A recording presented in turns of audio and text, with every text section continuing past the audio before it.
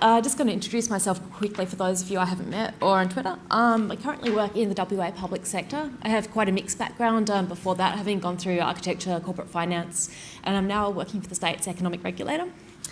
And I work in our inquiries branch, so we're very research focused and quite often doing something new in a sphere where I haven't worked before. So I have a fairly big requirement to do research, both publications and for economic data. In the last year, I've also been working with Keith Moss, who will speak later about this, on a GovPond website, which does the first meta search of all of the data.state, except New South Wales, who like to be different, I think. Is that right, Keith? And it does Cyro and Langate and a bunch of other things as well. But when we started it, I was working on the data sets to give to people for GovHack. And so I was actually manually going through the WA data because we're one of only 2 jurisdictions that doesn't have a data.state, and was increasingly staggered by how much was out there. I knew there was a lot of data that was hard to find, but thousands and thousands of really good data sets, and hadn't realised exactly how much we do release, even if we don't release it very well or in a good format or in a way that turns up in a search. So I'm going to talk to you today, hopefully with something quite practical about very basic ways to start a taste of different ways, both in person and online and offline, in doing research to find data and information from the public sector and that's useful in the public sector. Also quite interested in doing research with softer data from libraries and galleries and historic stuff. Some of my side projects are involved in doing research for my local history organisation and stuff like that. And I'm also part of one of the ambassadors in Perth for the Open Knowledge Foundation. So we're starting to see a community of people in the state with broad interest in open data and open culture and so forth. Don't worry too much about taking notes if you don't mind to. I've put up a couple of links there and I'll show them again at the end. You can get the slide set, and there's also pretty much anything I mentioned should be in a bundle of links as well on Bitly.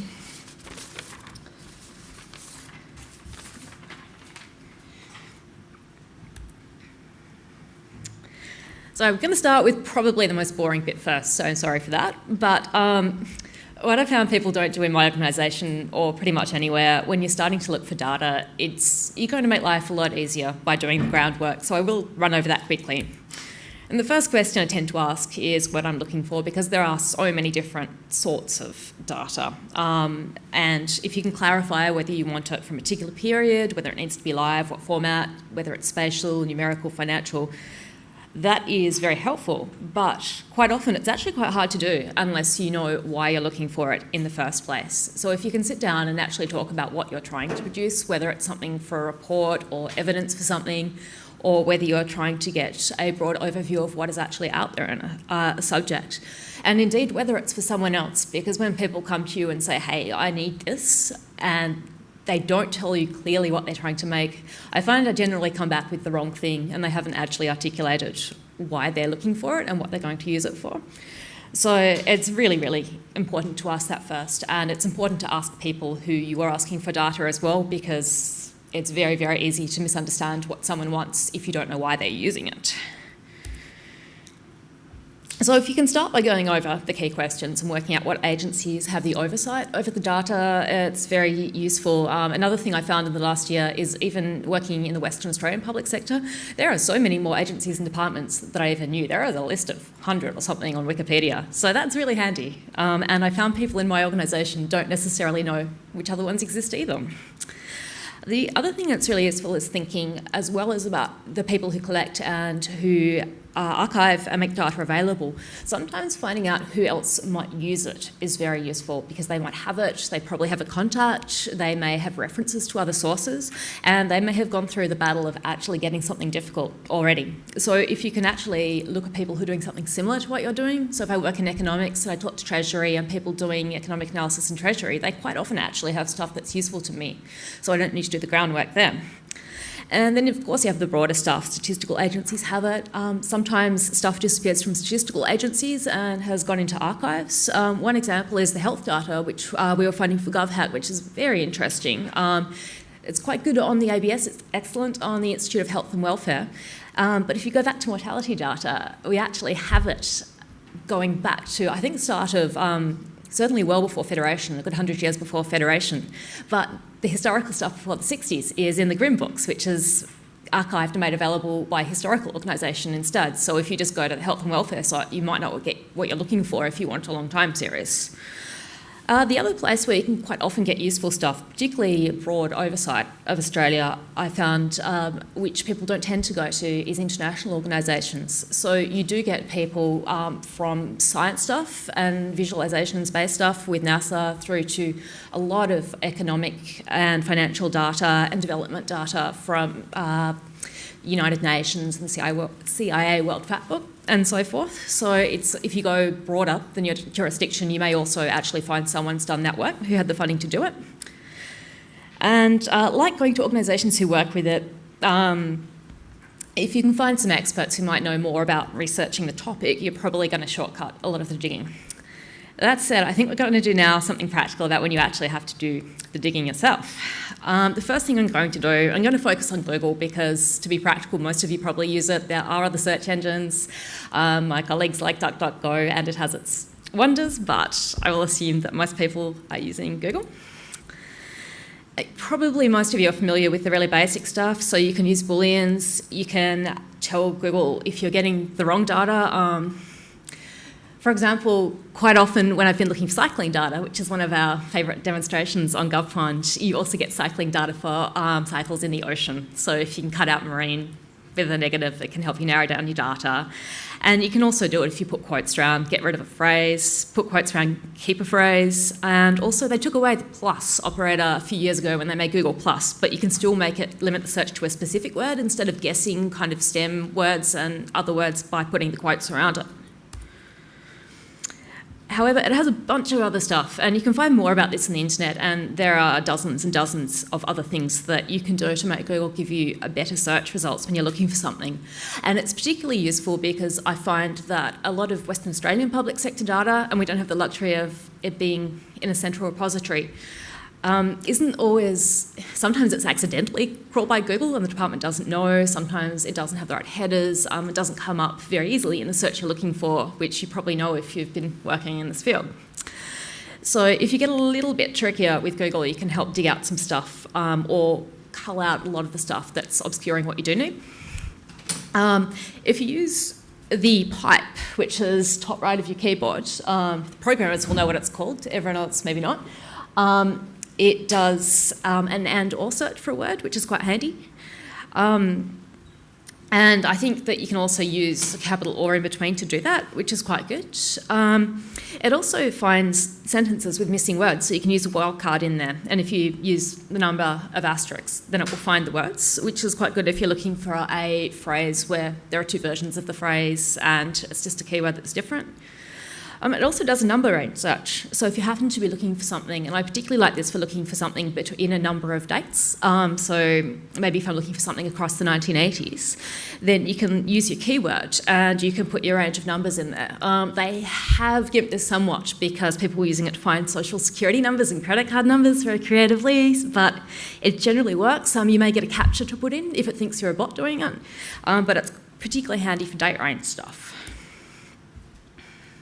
The other most powerful thing that I found that I use is Cite, which if you haven't used it, it's brilliant.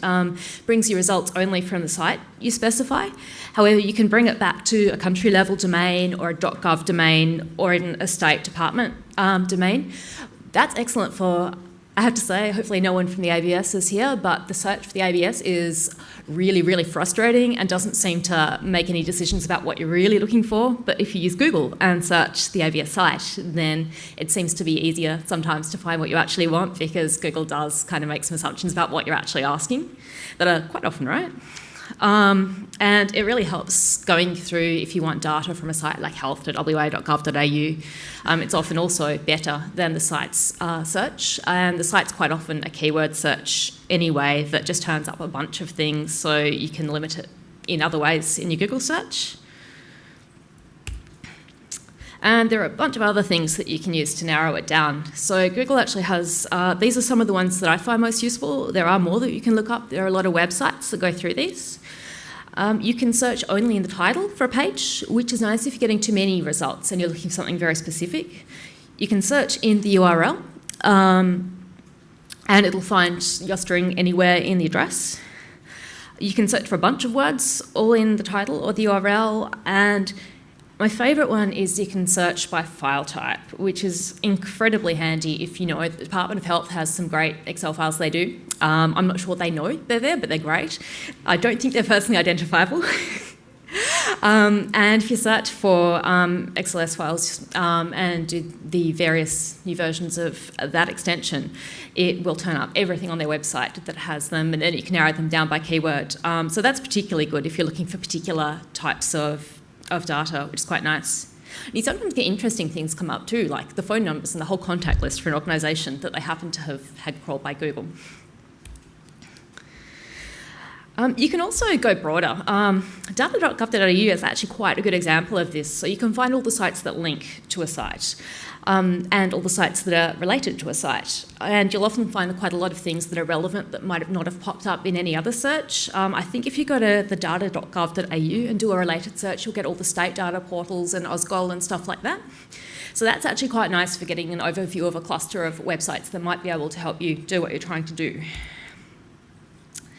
And of course you can combine them all. This particular one is a guy who's a recruiter looking for programmers in Missouri, and he has this up as a Google alert.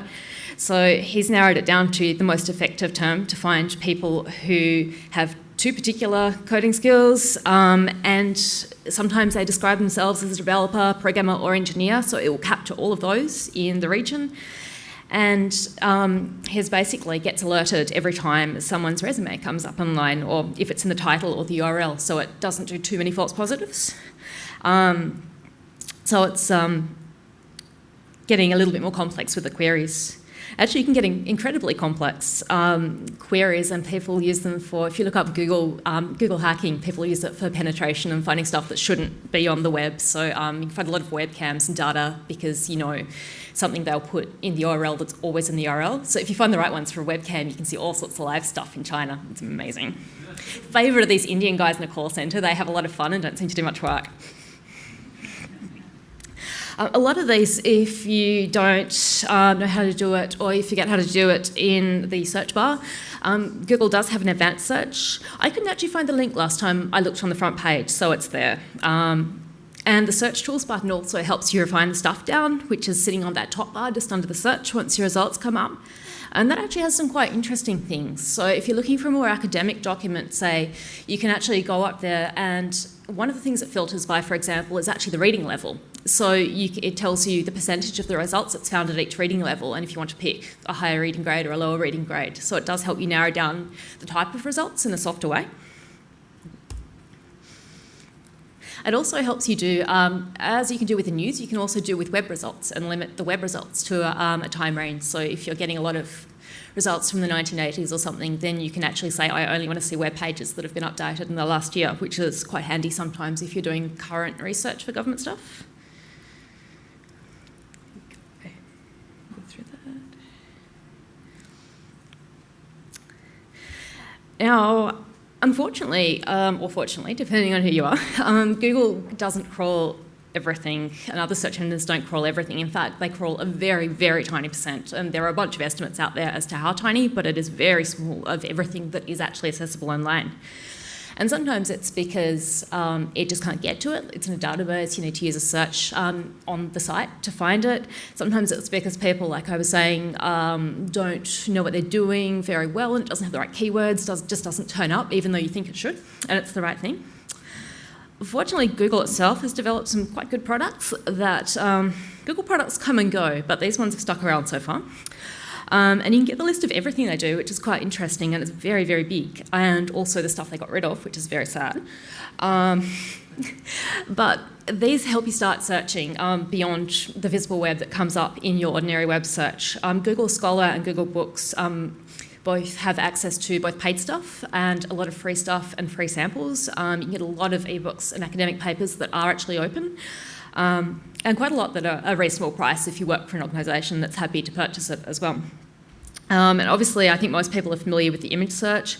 They also have a few different things that I hadn't come across till recently. They actually have Google Finance that has a lot of financial information, and they have something called the Public Data Explorer, which seems to be a bit of an experimental thing, but it's worth having a look up and seeing what they're pulling into that as well. And I think they have Australian stuff. And then there are a bunch of specialist search websites. So Infomine does academic documents, GoPubMed does bioscience. I was talking about what we've been working on, GovPond, which is exclusively Australian government-focused stuff, occasionally education-focused as well. So some of them are meta search engines as well, like GovPond, which goes out to a bunch of sites that might be relevant and pulls out everything for you, which is obviously quite handy if it's going to the right sites. And fortunately, most of our Australian sites use a CCAN database, which makes it very easy for us to actually query them. So it's all standardised, so we can actually pull results out of a bunch of things. So if you're setting up a data site, set up a CCAN and we'll include you, and it's fantastic. The other thing that I found people don't often consider is resource lists. There is always some geek out there who is super excited about what you have to do for work, and they will have published some personal webpage with little dancing GIFs that will have a list of their 20 favourite sites on their topic, and they're probably an academic and it's a horrible website on their personal domain at the university. But it's quite often good because they're not web people, but they actually know their stuff. So if you can include resource list, in your search with your topics, you'll quite often turn up some stuff that wouldn't necessarily be linked or come up elsewhere, or it might take you in a different direction for something you hadn't considered. So that's actually really valuable. But my favourite thing, and I found this recently trying to include stuff on GovPond that starts to give people, if it doesn't give them the data set they want, to actually lead them into the invisible web. If you search for government domains and the word database, and you can also do the in-URL search for database. It comes up with a staggering amount of stuff that I've never seen, that I never knew the government had online, from all sorts of departments. So we've been trying to include these in GovPond, so if people search for a keyword, they might, and we've got various tags, and we've tagged one just web search. And so there are hundreds and hundreds of databases sitting around that don't really seem to come up when you're looking for a particular file or looking for a particular extension. But then if you search database on the topic, you'll realise that someone has a site you can go to search that you've never heard of and didn't come up. So that's very, very big and interesting to see what's out there. And some of them are really excellent, but don't necessarily come up if you're being more specific. The other thing that I found that maybe it is a generational thing, but I am the library nerd for my colleagues because I don't know how to use the library, which is sad, but don't be afraid of your library, even if you've grown up with the internet. And you can do it online. The first website I think is fantastic is the National Library of Australia. They have a staggering amount of content, and they seem to have a bit more funding as well. So they've been able to digitise a whole lot of material. You can get scans, for example, of every major newspaper and regional newspaper in Australia going back to their foundation. And they've run optical character recognition and they crowdsource corrections for it, and that's just incredible. Run your house address through it and just the volume of information that's sitting there. So they're trying to do stuff like that, but it also, they search Pandora, which is an archive of websites which sometimes turns up stuff that has disappeared. Some of you might have used the Wayback Engine or Google Cache to see stuff that's disappeared on the web as well, which are quite good. Pandora seems to do a little bit more academic stuff and Australian-focused stuff, so you can pull up things that aren't there on the web anymore. They have books and also ebooks, and they search across all the libraries in the state. And in the ebook section, you'll find ebooks that are free, some ebooks that are paid, but there's a really, really big meta search and can be quite useful. And they have journals, they have a whole section of diaries and letters if you're doing historical research, they have maps, and lots of photos. And all you need to do is sign up online. And if you're doing stuff with the newspaper archive, volunteer and correct the things when you see the spelling mistakes too. Beyond that, state libraries in this country are amazing. And it's worth actually going down to the desk, and you have to take your address and sign up. I've been teaching my workmates how to do this because at 30 it's really challenging. The depth and the breadth of resources in the State Library, along with the State Records Office, one of the major custodians of data and information in the state, is pretty amazing, and their stuff goes back a long way, and they have stuff you won't find anywhere else. And they also have access to, again, a lot of ebooks, and it's stuff that you would otherwise pay for, but if you have a library card, you can put in your barcode and it checks them out on Adobe Reader for 1 day or 7 days, so that's quite handy. There is a way to get around the DRM, but that would be unethical, so find it out yourself. They also found every record that every document my agency has ever put out is sitting in the State Library, in the Batty Library, which is the WA specific section, and most libraries also have a very specific section. And they have also consultant reports and really obscure stuff. I was doing some work into regulation of the taxi industry in WA, and it was the only place in the world where you could find the issues paper from the only report that had ever been done in taxis in Western Australia 20 years ago. And the only way you would know that this exists, we didn't even find it by searching on the web. It didn't come up as an inquiry. We only found it by searching actually the library catalogue website and went, oh, someone did an inquiry on what we're doing one on? That's amazing. So that's really good. The librarians are really, really helpful once they know you're not crazy. They get a lot of crazy people in there. I know people have worked there, but as soon as you're not there just to look at Facebook or do inappropriate things behind the stacks, then they'll be super helpful. So introduce yourself. They can also have a whole lot of stuff that's not sitting on the shelves. So you can register as a researcher, which just needs some proof of address, and they give you a sticker on your library card in WA, and I expect it's quite similar in other areas. And then you have access to all of their stuff that's in their stacks, which is just a huge vat of stuff stored upstairs that isn't out for public consumption or just for flicking through, but is totally accessible. They can pull it out for you. If it's rare stuff, you have to go into the reading room and you can have gloves and photograph it. It's pretty exciting. Which is how I got some of these reports, because they seem to be the only copies left anywhere and no one has digitised them yet, because the scale of the stuff they have, it will take time to actually get through all of this stuff, and they don't always have the resourcing. I know state records don't.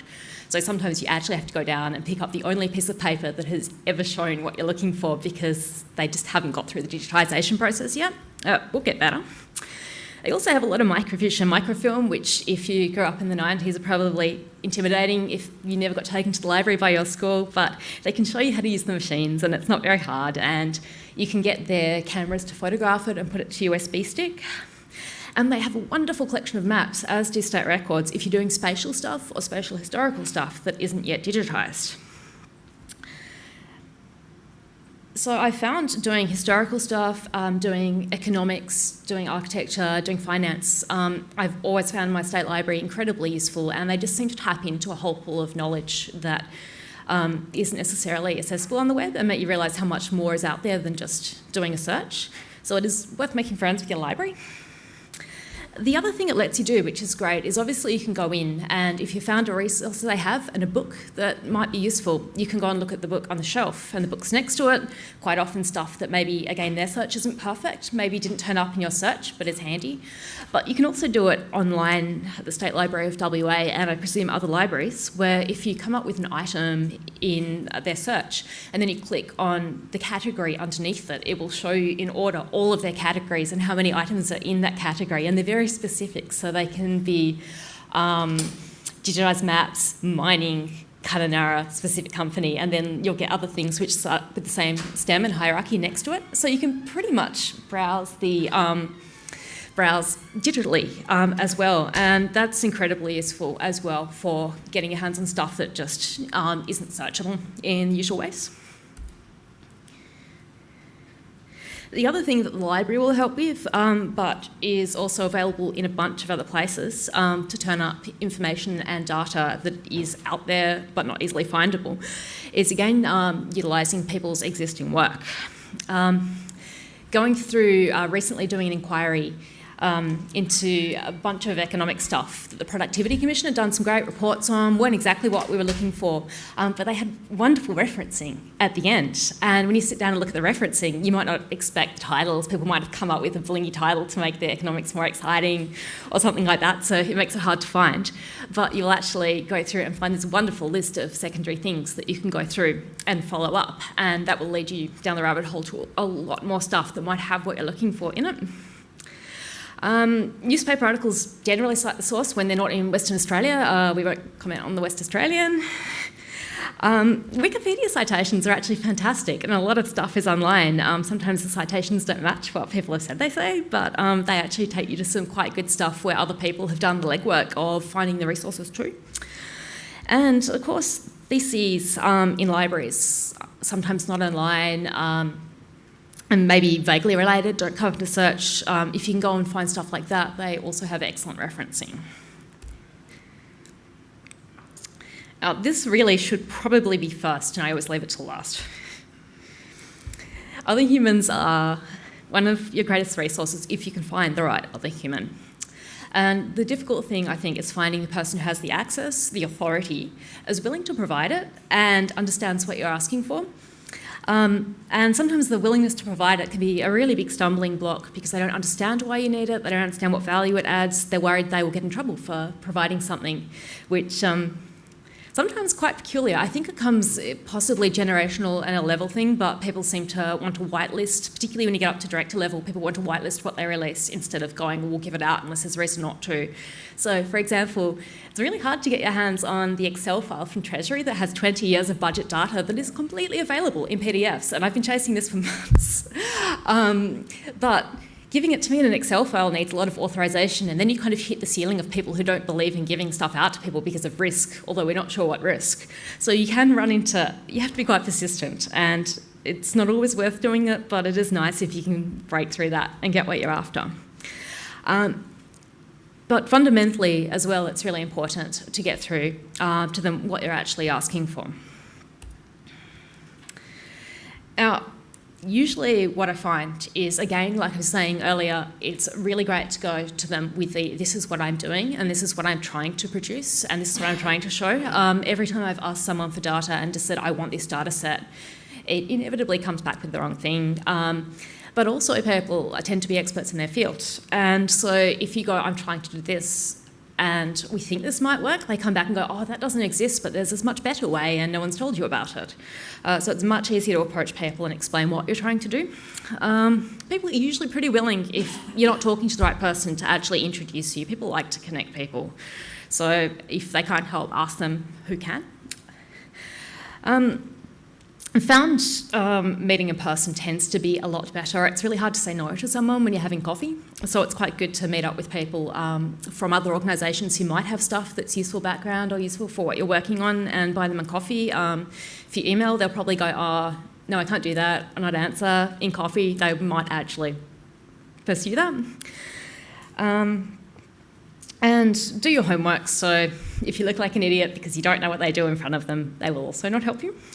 But mainly, and there are a lot of people in government who do act as gatekeepers, and in Western Australia we are one of the least progressive governments, unfortunately, in releasing stuff and having an ICT policy and data policy to actually encourage people to get out there and do this. Our government doesn't seem to have the same understanding that we're seeing in other states, that we actually need to consider this and tell people they should be sending information out unless there's a reason not to. So you will run into gatekeepers, particularly here, but if you treat them like an expert and ask for their opinion and their advice, then they are less likely to act as a gatekeeper and go the extra mile to try and help you. Sometimes they can't approve it and you get stuck. Getting in contact with the people in charge who are senior enough that they can tell everyone else to do whatever they want is sometimes necessary and useful. Cold calling is sometimes good. Cold emailing has worked very well for me because, bless the public sector and a lot of corporations these days, they have their domain at first name dot last name. I came across a bunch of slides on a presentation that was done back in '95 for the Productivity Commission, where two guys who are economists had done a paper. It was exactly what I was trying to write on. No one else had done this. And it had never been put online. All it had was the title and their names. And so I did a bit of internet stalking, which was very handy, and found that the guy had moved on from the Productivity Commission and was now the head of economics for the National Australia Bank. Fortunately, he has a first name, a last name, works for NAB. So I emailed him and said, hey, back 20 years ago you did this thing and we think it would be really useful. And 2 days later he went, oh yeah, I had to dig this up, but here you go. So it's well worth doing it. I've had quite a lot of success. Also, if you go to your more senior staff, they will actually quite often introduce you to someone who can help if you explain what you need and why you need it. So they can act as an intermediary. Some organisations are excellent on social media, some are less so, but if you have one who's actually, I think Langate's particularly interactive on Twitter, they're not too bad. Langate's here is very nice on Twitter.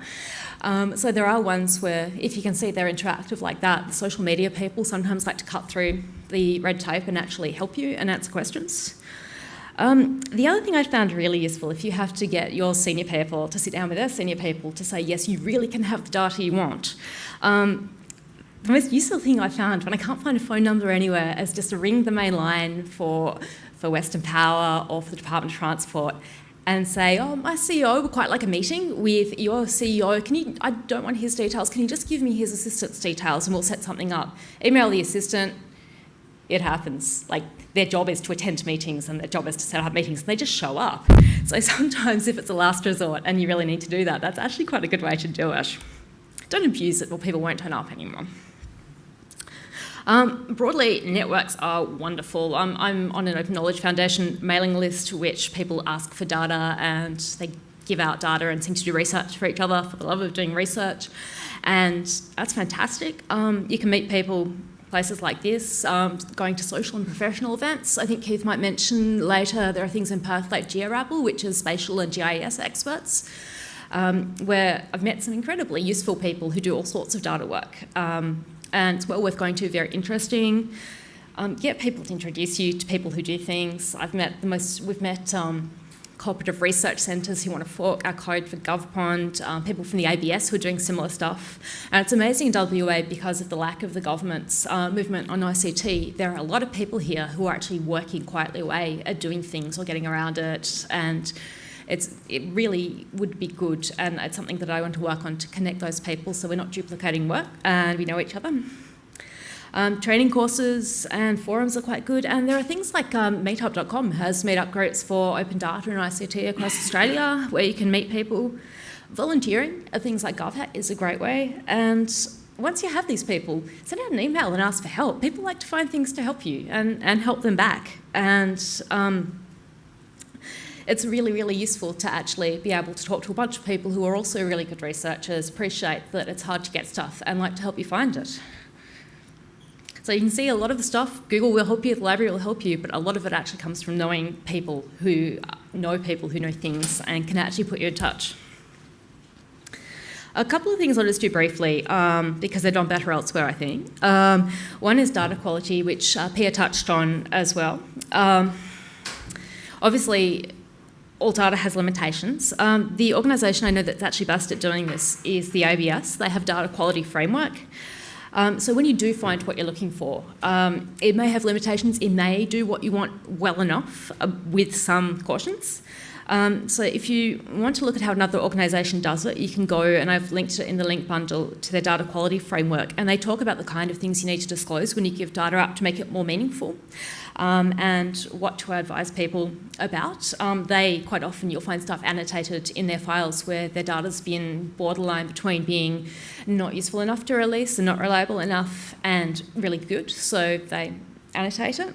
So they've put a lot of work into this, and they look at a whole bunch of things like accuracy and all the things around the wheel, where it comes from, institutional environment, how it's reported, and stuff like that.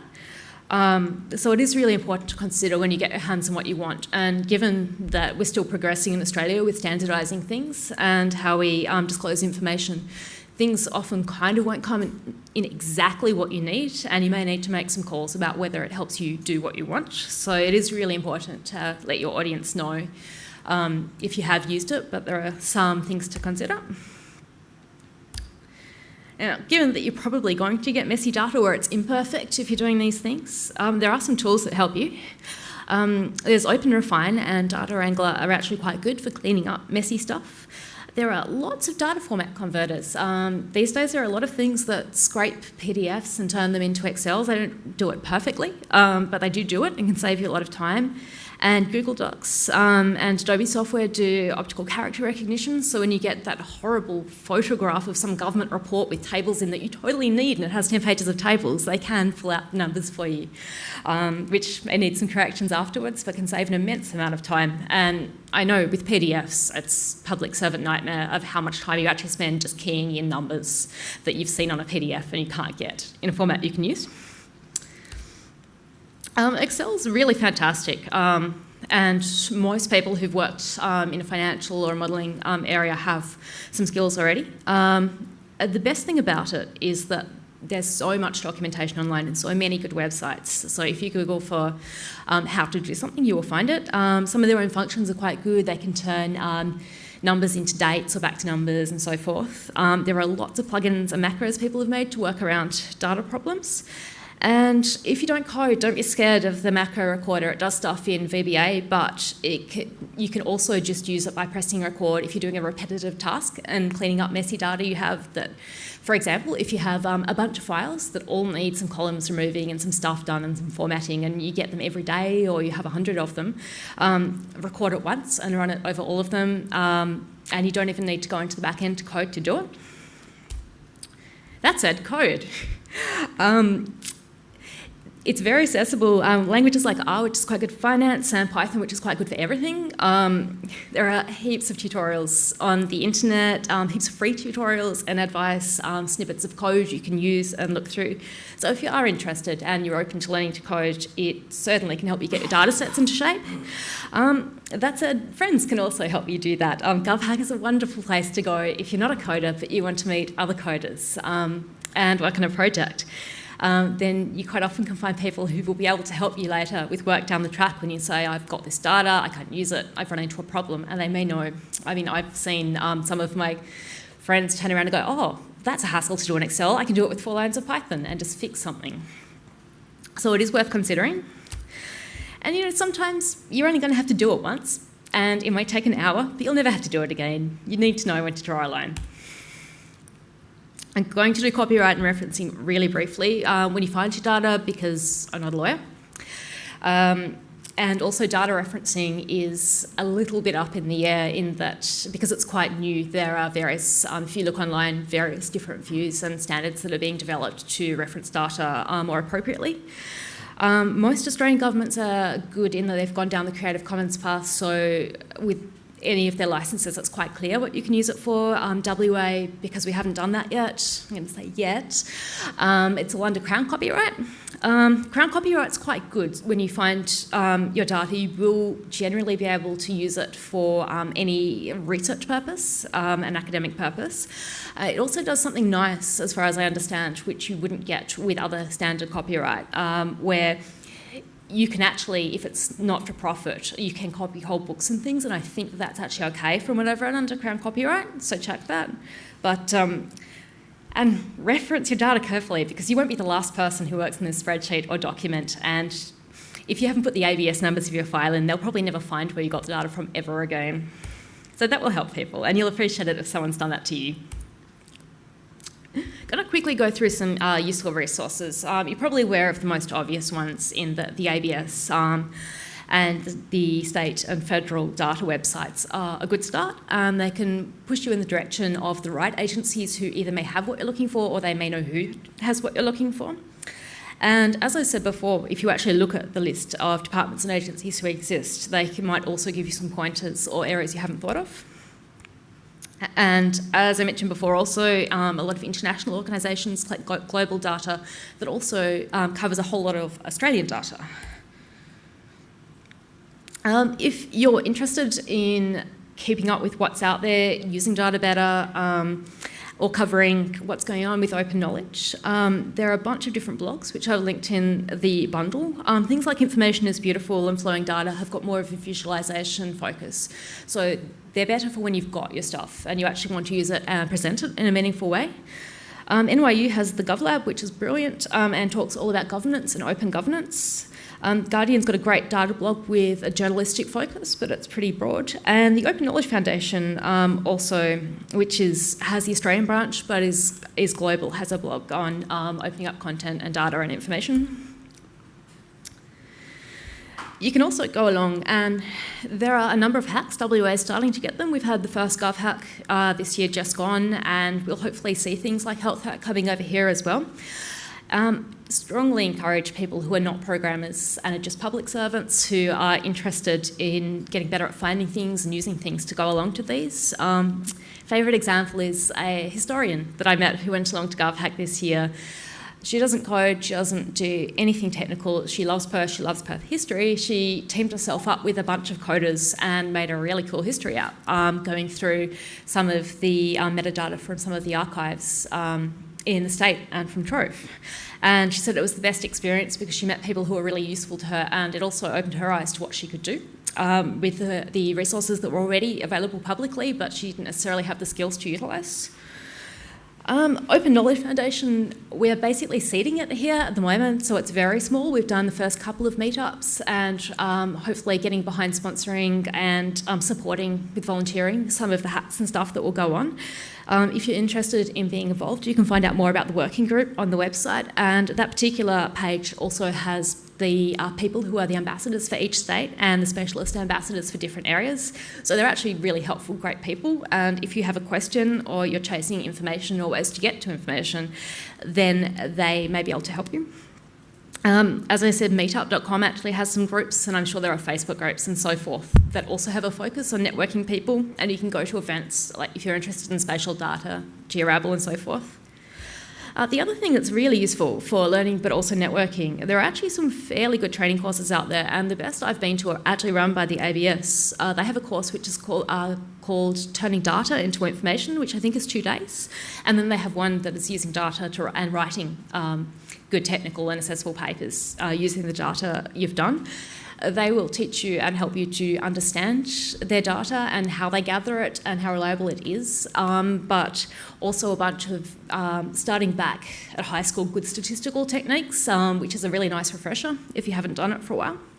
And it's a really good place to meet other people who are quite often you meet people there who they're not statisticians and they aren't necessarily technical people, but they are public servants who work with data, who can be one of your most useful resources.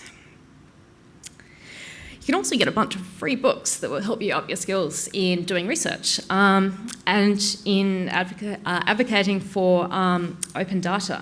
The first one, the Open Data Handbook, is good if you're working in an organisation where you're working with your own data rather than researching other people's, to help you to actually open it up or to show to the people in your organisation what you're trying to do and why. The Data Journo one obviously has a focus on practical journalism skills. Beyond Transparency is really quite good and recommend you read it. It's very new and it's a lot of case studies about governments that have opened up data and across the world and the benefits that they've reaped from that. There's an Open Metadata Handbook too, which is about metadata for collections from GLAM, so galleries, libraries, archives and museums, if that's your area, which also helps make your organisation's information more accessible to others who are doing this research.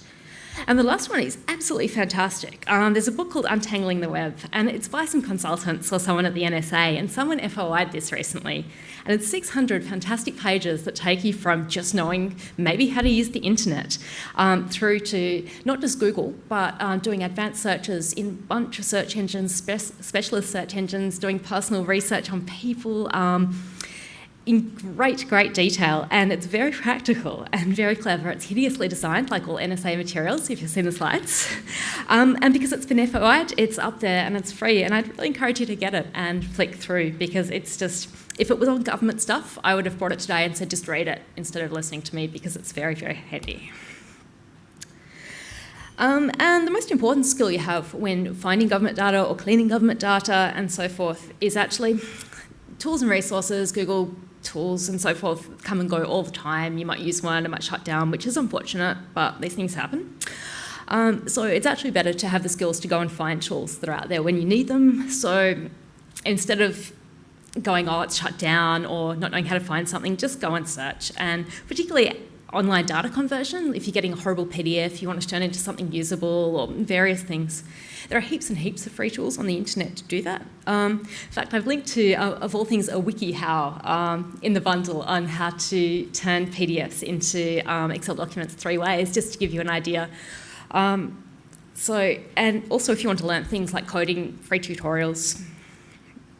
There are also a bunch of meta searches of varying quality, which I've linked some for you, which are a really good place to find tools and more information.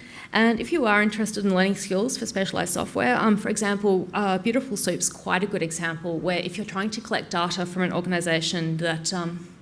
There's a number of organisations, I think the WA Police are like this, and a few others where they publish data and then it comes down from the website, or there's data on websites that's in a format that you can't pull it down easily other than copying and pasting and spending 2 hours fixing it. It's screen scraping software, so you can, if you want to learn things like that, they can help you actually pull off stuff and automate it off the internet into a format that you can use as well. And finally, there's a few Australian-specific things. That's outside GovPond. There's also AusGoal, which is more focused if your organisation is looking at making this research work easier for other people. They can do some hand-holding and help and legal advice and so forth on how to open up your stuff and come out and talk to you. And if you want to actually get a taste of some government departments that do a really, really good job of opening up their data, these are a few that are worth checking out. I was on Twitter a couple of months ago. Someone had mentioned, I think to Pia, when she talked about government data and what you would like to see, someone had replied with, oh, it would be good if our government even opened up anything. And at first when I saw that, she didn't even search, you're not trying. But I was talking to another colleague at an OKFN thing, and she's like, well, if smart people who are following people like Pia asking that, maybe we need to ask why we can't find these things in the first place, or why smart people who are looking for health data can't find the health data. So we do have some way to go, and definitely WA with that. But yeah, these are some organisations that do a great job, release a mammoth amount of stuff, and quite interesting stuff as well. Lastly, social media is a really good place. Personally, I found Twitter is the most useful for making contacts. Found there are a lot of open government people on there, a lot of data nerds, a lot of GIS nerds, and generally very helpful. Also things like, I suppose what you put into it is what you get out of it, but I found I follow the Indigenous X account, which has various Indigenous tweeters, and sometimes they ask if anyone knows any data or statistics, and so if it's something that I think I can research or I might have found for GovPond, write back, send them links, and people I found very much do the same for me as well. So it's worth building networks online as well. And you find things like even Reddit has a couple of really good open data and data sets communities that are worth following that turn up a lot of interesting stuff and the tools for acquiring data as well. What I'm really interested in, if anyone has any suggestions particularly, is that what I've been talking to you is stuff that's works for me, and we don't tend to teach these skills very well. Most organisations, you turn up and you do your job and they hope that you know how to research and that you pick it up. So I've been telling you some of the stuff that I've discovered over my career that just makes life a little bit easier. But I think the thing is that everybody works this out for themselves and we're not necessarily very good at sharing. So I was hoping that if there's anyone in the audience who's found anything that works very well for them in getting information that they need, whether it's dealing with people or dealing with internet search engines or elsewhere, if they would be able to share it, that would be fantastic. Oh, don't do that. Also, if you have any questions. Yep. Yep. Not really about searching, but about visualization. Mm-hmm. Yep, there is a product. It's not open source, but it's just magic. It's called Tableau. Sorry, what's it called? Tableau. Mm-hmm. Yeah. I'm not sure it's the proper pronunciation in English. Okay. Why for me it's magic, because I don't really code, and they can use it. Yeah. So it's really a fantastic tool for non-coding. Great. You get your data set and magically it will find patterns and draw curves, and it's just... How do you spell it? Tableau Is actually, Tableau is a French word. It's Same as the the French word equivalent. tableau? Yes, tableau. Yeah. So that sounds great. Yeah, You want to check that out? It's magical, yeah, but it's not open source, and they have one version. It's Yep. It's public, Mm-hmm. so you can use it for free. You can train yourself. Okay, I'll find that and add that to the link bundle after this, so you can find it. We're just 5 minutes into the lunch break. So Oh dear, we should let you guys go and have lunch. not quite yet. You finish, and then I'll say one quick thing and then we'll go. Does anyone have anything else? Or should we let Pia go so you can eat? You have Do something? you find the filter bubbling upsets your research at all? Sorry, the what? Just Oh, yeah. I find using a lot of Booleans and stuff to narrow things down is sometimes the only way to get around it. There are other search engines that don't do it, so it's sometimes worth exploring. But yeah, it's very interesting looking at my work computer and doing a search compared to my home computer and seeing what I get. So usually getting it down to that in URL level is actually, will deal with that, unfortunately. Okay, so just a couple of quick things. So we'll head off to lunch. We'll